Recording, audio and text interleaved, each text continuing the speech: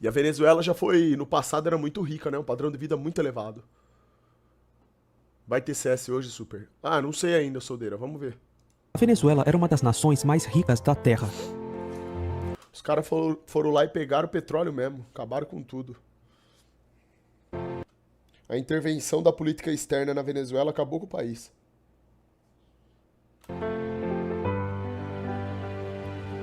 Mesma coisa que o Brasil é vítima hoje, tá? O Brasil, as pessoas ficam falando da Venezuela, o Brasil tá caminhando exatamente para isso aqui. Só que como o Brasil é um país que, em comparação com a Venezuela, as riquezas são diferentes, a quantidade de riquezas são diferentes, o tamanho do território é diferente, o ponto estratégico do território é tudo diferente, né? São países muito diferentes. Mas numa comparação superficial em termos de riqueza, de potencial de riqueza, os dois países têm um potencial muito alto. Só que por conta dessa intervenção externa, dessa política aí, que os caras devem ter injetado muito dinheiro lá também pra adentrar no poder e tomar conta, né? Cooptar as pessoas lá que estão no governo. Mesma coisa que eles fazem aqui no Brasil, cara.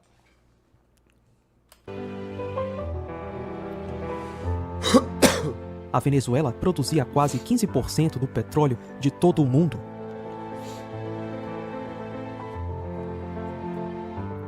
O dinheiro do petróleo era usado para pagar Um dos problemas lá é a moeda desvalorizada. O dinheiro deles não vale nada, não tem poder nenhum. Mesmo problema que a gente tem aqui. O vídeo desse casal sobre a Coreia do Norte passou muito pano. Assiste esse. Esse problema aí da moeda fraca a gente tem aqui também. É uma coisa surreal. Isso tudo é resultado de política neoliberal, irmão. Surreal, eu nunca passei por nada parecido assim. Eu acabei de chegar na Coreia do Norte, o país mais...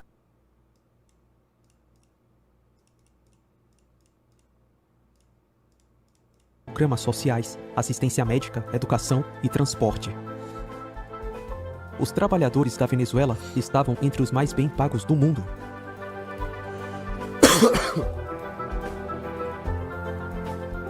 Hoje, a economia da Venezuela foi destruída. O Fundo Monetário Internacional, FMI, estima que a inflação na Venezuela ultrapassou 1.000.000% em 2018. A taxa de homicídios da Venezuela se tornou uma das maiores do mundo. Os apagões são uma ocorrência quase diária.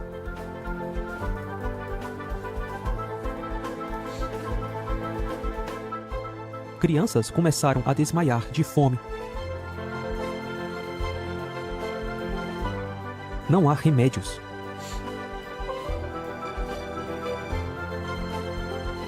Milhões de venezuelanos fugiram do país.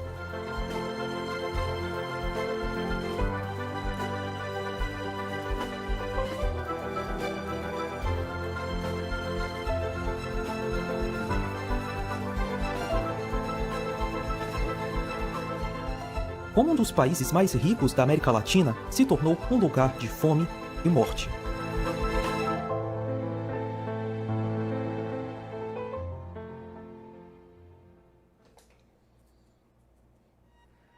Hugo Chávez foi presidente da Venezuela entre 99 até sua morte em 2013.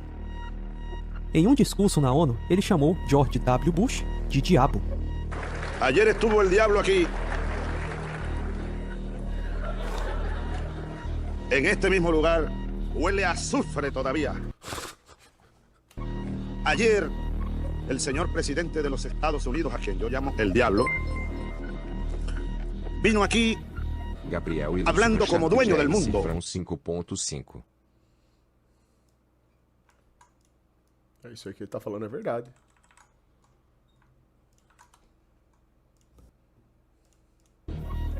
Un psiquiatra no estaría de más para analizar el discurso de ayer del presidente de los Estados Unidos. Como todo bom socialista, Chávez aumentou os gastos públicos da Venezuela para financiar educação, saúde e outros serviços sociais. Com o dinheiro do governo, Chávez fez que o preço de um galão de gasolina na Venezuela fosse de 1 centavo de dólar. Os programas sociais de Chávez estavam funcionando, a pobreza diminuiu e a educação se tornou acessível para os mais pobres. Então, como a Venezuela ficou pobre?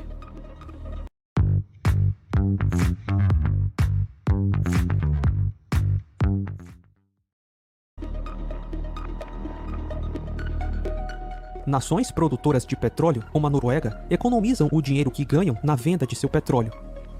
É perigoso que a economia de um país seja exclusivamente dependente do petróleo. O preço do petróleo varia, principalmente para baixo. A economia da Venezuela, baseada exclusivamente no petróleo, não estava Onde tem petróleo tem Estados Unidos, sem dúvida. conseguindo pagar os programas sociais de Chávez. Para sobreviver, Chávez tomou grandes empréstimos da China que seriam pagos com petróleo. A Venezuela é essencialmente um posto de gasolina com um hino nacional. 95% do dinheiro que a Venezuela ganha com exportação vem do petróleo. Por causa do dinheiro dessas exportações, era mais barato para a Venezuela importar mercadorias do que desenvolver a indústria local. Isso deixou a Venezuela dependente de produtos básicos que eram fabricados no exterior. Isso aí é um puta problema. Isso daí é a mesma coisa que acontece com o Brasil. Acaba que o quê? O que a Venezuela acabou virando? Um corredor de exportação, igual o Brasil. Só exporta só. E importa bugiganga.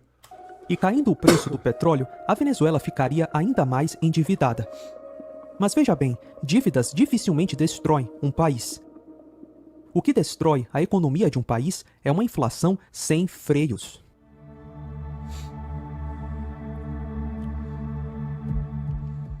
Os caras ficaram reféns, eles mesmos, de um produto que eles vendiam. No caso, petróleo. Em 2003, aconteceu uma greve na estatal que explora, produz, refina e comercializa o petróleo da Venezuela. E quando um posto de gasolina do tamanho da Venezuela para de vender, ele para de ganhar dinheiro.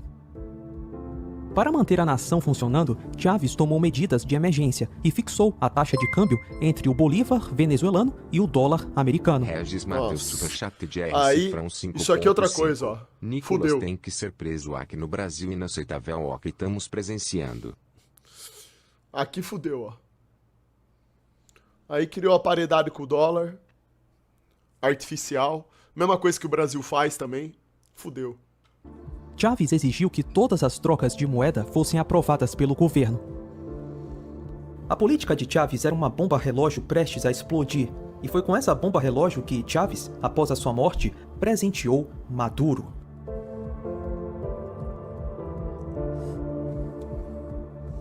Maduro, ex-motorista de ônibus e amigo íntimo de Chávez, não tinha o carisma de Chávez e foi eleito por uma pequena diferença de votos, apesar do total apoio do partido de Chávez. Superchat de R cifrão 2.2.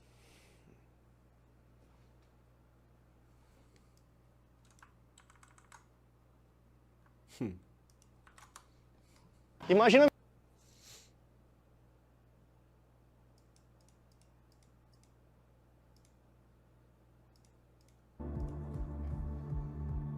Em 2014, a bomba relógio deixada por Chávez explodiu.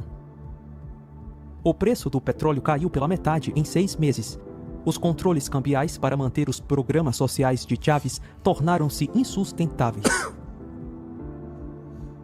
Ao abrir mão do controle cambial, a economia da Venezuela seria capaz de encontrar um novo equilíbrio e se reconstruir. O governo Maduro decidiu ir por outro caminho.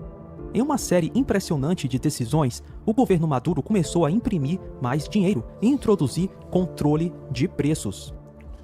A inflação disparou. A já precária indústria e agricultura da Venezuela foram completamente destruídas. Aí. Isso aí é a receita do fracasso, cara.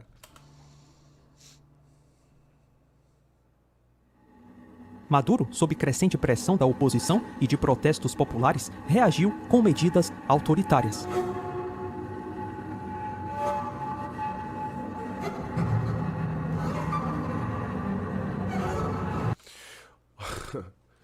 Nossa, mano. Caramba, velho.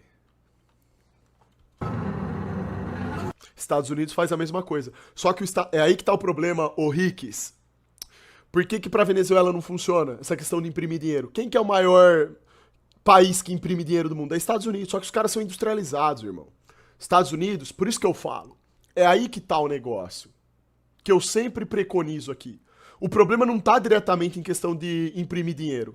O problema tá que os países, por exemplo, a Venezuela, que imprime dinheiro, não tem condição, não tem a cama forrada pra imprimir o dinheiro e depois lidar com essa bucha. Entendeu? É aí que tá o negócio. Estados Unidos agora tá ficando preocupado. Agora com essa transição aí, né, com a questão da China, que a China já virou, né, a grande potência do mundo, isso daí afeta as relações dos Estados Unidos com os países aqui de baixo, né? Os interesses que ele tem com a galera aqui, né? Inclusive o Brasil. Mas a questão é essa. País que não se industrializa, como os países de primeiro mundo fizeram, cara, tá afadado ao fracasso. Por quê? Porque além de nós sermos explorados, por exemplo, no caso do Brasil, a gente é altamente explorado e nossas riquezas são sugadas, e em contrapartida a gente não se desenvolve industrialmente. O que vai acontecer? É receita pro fracasso. Aí você vai ter uma moeda que vai ter uma paridade com o dólar, ou seja, você depende do dólar. Você vai depender dos produtos que eles fabricam lá, que inclusive eles fabricam com a nossa matéria-prima daqui. A gente passa a virar apenas um corredor de exportação. A gente simplesmente manda a matéria-prima para eles. Da maneira bruta, é só tirar da terra e mandar. Eles constroem as coisas lá e a gente tem que comprar de volta. Não tem como você ter uma moeda com poder aquisitivo alto, de compra alto, através dessa mecânica aí. Superávit primário, meta de inflação, câmbio flutuante, esses negócios, esse tripé macroeconômico que foi desenvolvido pelo Fernando Henrique Cardoso, é justamente uma mola propulsora da ferramenta neoliberal. É para isso que ele criou esse esquema de tripé macroeconômico, que é para manter o Brasil essa paridade artificial com o dólar. É pra gente ser dependente, realmente. Entendeu? Isso aí é uma visão básica que você tem que ter. A Venezuela fracassou e naufragou muito antes que o Brasil. Por quê? Porque não é questão nem de ser antes ou depois, mas a Venezuela ela chegou nessa situação de desgraça. Por quê? Porque eles seguiram a mesma política que nós aqui seguimos. Mas como a Venezuela era e sempre foi exclusivamente dependente apenas do petróleo, o baque que chegou lá na hora que essa bomba estourou foi muito maior. Aqui no Brasil a gente não depende só de petróleo, irmão. O Brasil tem tudo. A gente tem petróleo, a gente tem nióbio, a gente tem quartzo. Matéria-prima a gente tem todas. Todas que vocês imaginarem para construir qualquer tipo de produto a gente tem. Água potável a gente tem muita. Petróleo a gente tem também. Agricultura a gente tem também. Clima bom para plantar para tudo tem também. Tem tudo, cara. Então o Brasil ele ainda consegue. E o nosso governo, ele não é como o governo da Venezuela também, né? Ou como o governo argentino, por exemplo. Então ainda existe uma certa resistência a esse neoliberalismo. Bem pequena, mas existe. Mas a gente tá caminhando lentamente para isso aqui. Essa que é a questão. A gente tá na mesma condição. País subdesenvolvido, não se industrializa, o PIB não cresce, os investimentos não crescem. Pelo contrário, cada ano que passa, os investimentos nas áreas sociais diminuem. Em compensação, por conta da alta taxa de juros elevada, o preço dos produtos sobe, inflação sobe, tributação, a gente não tem uma reforma no sistema tributário que precisaria ter. É tudo errado, cara, tudo errado. Então o Brasil tá caminhando pra isso aí, velho. Tá caminhando pra quê que o Brasil tá caminhando? Pra mais desvalorização da moeda e aumento de preço. Simples.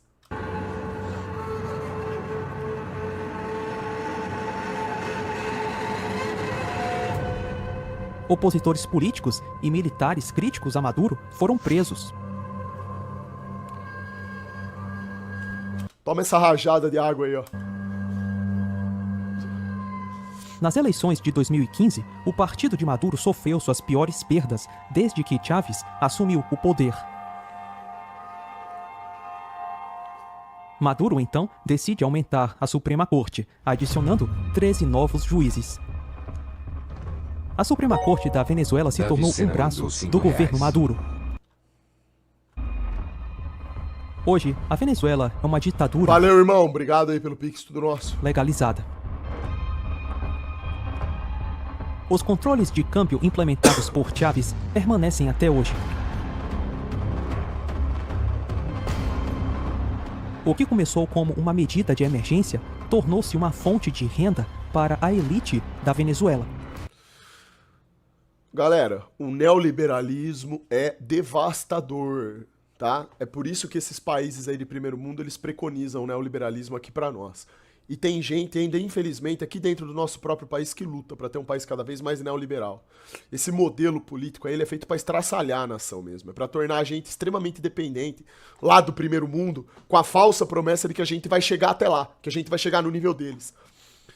Obviamente que isso é mentira, né? Porque a própria história mostra pra gente que a única coisa que está acontecendo com o nosso país é um naufrágio. Mais nada. Eles não praticam o neoliberalismo lá. Estados Unidos, Inglaterra, França, China, Rússia, esses caras não praticam o neoliberalismo. Quem tem que praticar é Brasil, Argentina, Venezuela, Chile, a gente aqui da América do Sul. A gente sim. Tá de brincadeira, né?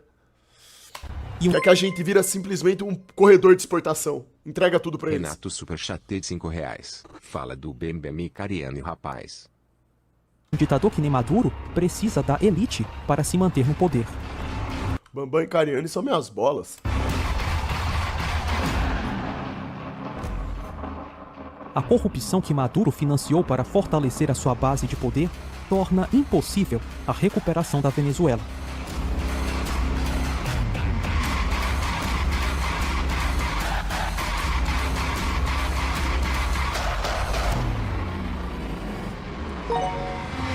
Mandou R$5.